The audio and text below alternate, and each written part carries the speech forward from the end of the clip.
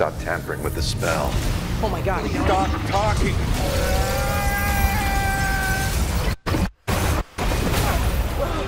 We tampered with the stability of space-time. The multiverse is a concept about which we know frighteningly little. Welcome back, everyone. This is going to be my new Spider-Man No Way Home video all about the crossover and connection with Doctor Strange 2 Multiverse of Madness, because that is the next big Marvel movie happening right after the events of Spider-Man No Way Home, so obviously they're connected. If you're brand new to the channel, be sure to subscribe to get all the videos. There's a lot of Spider-Man stuff coming up. It's a good time to be a Spider-Man fan. But you've all seen the Spider-Man No Way Home trailer a billion times, literally, because it broke the Avengers Endgame trailer record. During the trailer, Peter goes to Doctor Strange one more day style to try and make people forget that he's Spider-Man, thinking that that will make things go back to the way that they were before Mysterio revealed his identity. And because he's a high school kid, classic Spider-Man style, he doesn't completely think through his actions, and the spell Doctor Strange uses has way broader consequences. It winds up using a very Kang-like, or He Who Remains-like method of altering the main MCU universe timeline, the sacred timeline, by just mixing and matching, combining aspects of other timelines where in other realities people did not learn that Spider-Man was Peter Parker. But it's a really simple problem with a really complicated answer that obviously Spider-Man doesn't think through. Like in the trailer, they play that comedic moment where he's like, wait a minute, everybody's gonna forget? What about my friends? What about the Avengers? And even though the trailer footage is probably a little bit misleading, that just leads to a lot of craziness with the multiverse in the main MCU reality. Like they just completely warp all of reality for a little while until Doctor Strange tries to fix everything. During the Loki series, Miss Minutes had that TVA propaganda video about the Kang multiverse war, although at the time when they first showed it, we didn't know that it was about Kang, and how Nexus events could lead to another all-out multiverse Kang war, which they wind up causing anyway because Sylvie kills He Who Remains at the end of time. Thank you very much, Sylvie. And the true multiverse breaks free from the sacred timeline. All the Kang variants break free in the alternate timelines, alternate universes. If you think I'm bad, wait till you meet my variants. So during that propaganda video, when Miss Minutes was talking about the collapse of all reality and they specifically highlight the word madness, part of that is meant to set up Doctor Strange 2 Multiverse of Madness. Doctor Strange having to contend with the collapse of all reality, even though Kang the Conqueror himself is not supposed to be the main villain of Doctor Strange 2. And in Miss Minutes' example, it was He Who Remains Kang, saying that the Kang variants were going around destroying alternate timelines, alternate universes during the war. And in that example, the collapse of all reality was the result of universes just totally being annihilated. He Who Remains said that he took Goliath, he weaponized him, and then just had him go around and eat, just completely consume alternate realities, until only his timeline, which he then called the sacred timeline, remained. So because Kang is not the main villain of Doctor Strange 2 Multiverse of Madness, even though it's getting even crazier with the multiverse than Spider-Man No Way Home, it's just the next step on the road to the theoretical collapse of the multiverse, because of the rumored villain of Doctor Strange 2, the true main villain. I've already done a couple videos about that. The rumored main villain right now is Shuma Gorath. He's an extra-dimensional being, part of a group called the Many-Angled Ones, who were born in the chaos of nothingness that existed before the multiverse came into existence. There was also some news this week, buried in all the Spider-Man No Way Home craziness, that Scarlet Witch would be a villain for at least part of Doctor Strange 2, like Doctor Strange versus Scarlet Witch because of what she's doing. But I think just based on the way the news was reported and what Kevin Feige has said about her character, part of that is a bit of a fake out in the movie. They want you to think that she might be a villain in the film, but she's not really the true villain. I'll talk about that more in a second. But how does what Doctor Strange and Spider-Man are doing in Spider-Man No Way Home set up the beginning of Doctor Strange 2? The way they play the footage in the trailer, they want us to think that Spider-Man does something to mess up Doctor Strange's spell, and that alters the main MCU universe in a bad way. Like you see New York warping and them getting sucked into something akin to a black hole of reality here, not too dissimilar from the visual effects that they used to show you how they were using dark magic in the first Doctor Strange movie. Like if you came across this footage without understanding where it came from, you might confuse it with a scene from the first Doctor Strange movie. But as he's weaving the spell here, you see this room in the basement turn into what seems like a way station of the multiverse around this pedestal, which seems like it contains the box that Doctor Strange then puts this special magical energy into. Like as Peter's standing here freaking out about people forgetting about him, you see the walls blow apart and it seems like they're inside this nexus space, this sort of way station of the multiverse, where they're in between all these different dimensions. I think that's why they visualize it using that same scene of Doctor Strange's tour of the multiverse, going through all these different dimensions from the first Doctor Strange movie. Doctor Strange scrambling all of reality, Spider-Man messing it up just a little bit so things wind up happening in a bad way. So when Doctor Strange puts everything back together, one of the consequences is the Sinister Six villains like Dr. Octopus from the Tobey Maguire Spider-Man movies, the Andrew Garfield Spider-Man villains wind up showing up in the main MCU universe. And I do think that some of the trailer footage is a little misleading. Like, they think that Doctor Strange understands what's going on here. He's supposed to be the most powerful that he's ever been, according to the person who wrote Doctor Strange 2. So even though he has this very Tony Stark, Iron Man type of hubris, like, I can accomplish anything, I'm the Sorcerer Supreme, I'm the most powerful sorcerer in the universe right now.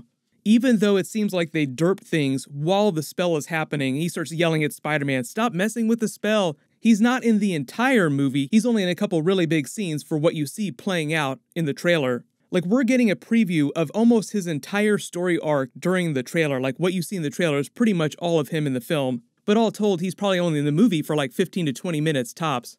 But as I said in my previous video, it sounds like Doctor Strange fixes most of those minor things that pop up, like he manages to put things back together in a relatively normal way. And that has something to do with the special box that Spider-Man is trying to open during the movie. But even though it seems like Doctor Strange fixes most of the major problems in the main MCU reality, getting to the Doctor Strange 2 Multiverse of Madness of it all, what they do has larger ramifications, bigger unseen consequences that they tease in a Spider-Man No Way Home post-credit scene. And those larger problems involve the main villain of Doctor Strange 2 taking advantage of all these warps, cracks in the multiverse to break into the main MCU dimension. And that connects with what Scarlet Witch was doing with the Darkhold in the WandaVision post-credit scene.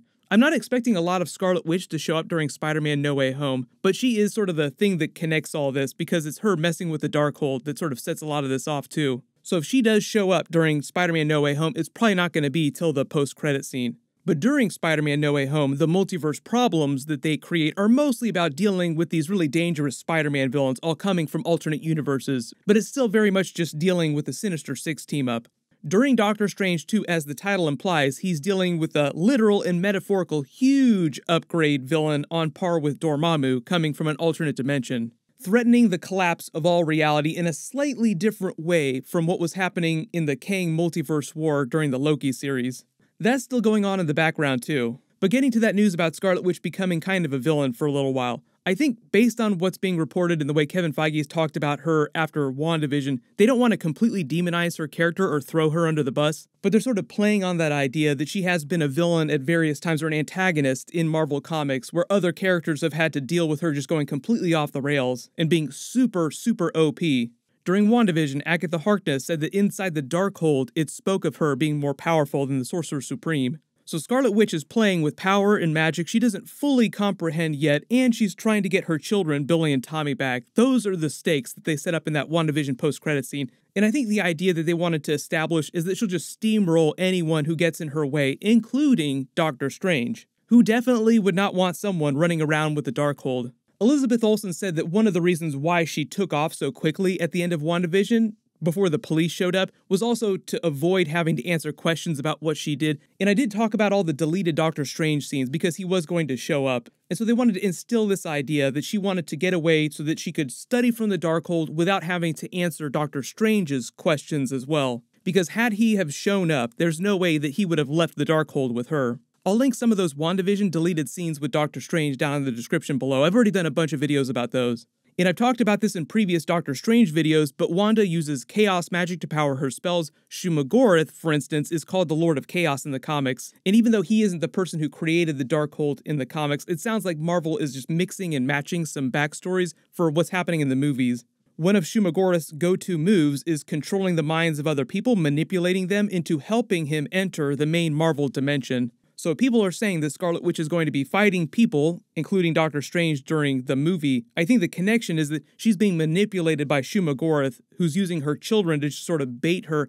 into helping him enter the main MCU dimension through a couple different ways. Or if it's a different main villain, whoever that person winds up being is manipulating her into thinking that she's saving her children, when really she's just making it easier for this villain to enter the main MCU dimension. And getting to the multiverse of madness of it all, the collapse of reality in a slightly different way from the Kang Multiverse War. The threat in Doctor Strange 2 is another Alioth-like situation where you have a creature either destroying or just consuming all of reality. But in Doctor Strange 2, it's just a very Doctor Strange-specific villain. It's not Alioth or Kang doing all this. But while the movie is going on, the Kang Multiverse War is still playing out in the background as well. So the funny thing is that you have a number of different multiverse ending scenarios playing out all at the same time.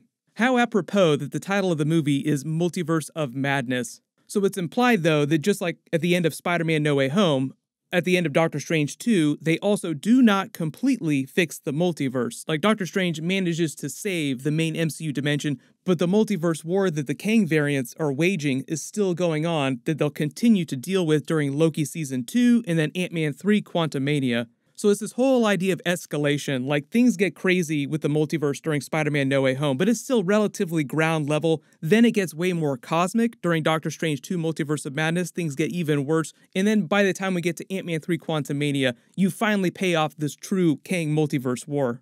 And because Doctor Strange 2 is happening right after Spider-Man No Way Home, I do expect at least a small Spider-Man cameo during Doctor Strange 2, just as sort of connective tissue between those two movies. They did the exact same thing with the first Doctor Strange movie and then Thor Ragnarok, because those were happening relatively close together in the timeline. So that might also be one of the Spider-Man No Way Home post-credit scenes, them showing a scene that's just directly taken from Doctor Strange 2. Also funny connection too between these two movies, although it's more of a coincidence, is that Sam Raimi directed Doctor Strange 2 Multiverse of Madness, and we have all this Tobey Maguire Spider-Man stuff happening during Spider-Man No Way Home. So it's sort of completing this circle of Easter eggs and references, just bring it all back around to those original Spider-Man movies. I've got a bunch more bonus videos that I'm working on, so leave all your requests in the comments below. The next Marvel What If episode also is the Doctor Strange episode. That'll be episode 4, and I'll be posting that next Wednesday just like normal every week. Make sure you have alerts enabled for my channel so you don't miss any of those. Everyone click here for my full Spider-Man No Way Home trailer breakdown and Easter eggs, and click here to learn all about the Sinister Six characters and what they're doing during Spider-Man No Way Home. Thank you so much for watching, everyone stay safe, and I'll see you in the next video.